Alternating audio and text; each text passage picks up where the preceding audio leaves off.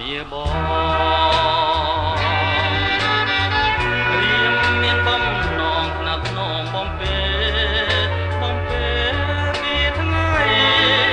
នេះទៅចិនជាប់នឹងស្នេហ៍ចិនបងពិនជាមិនប្រែមានស្នេហ៍កែគុំដល់ដៃគូអើយគូកបជាប់ពីបបេបានទេដោយកែចរណៃបាអូនមិនស្មានរៀមសួរតែខ្សែ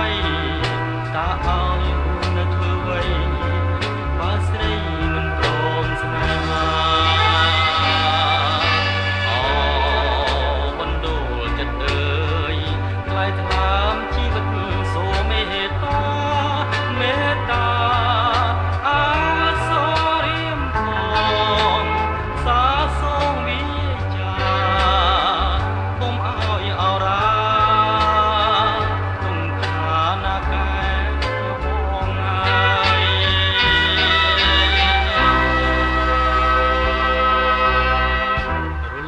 នឹកអូនណាស់ណាប្រលឹង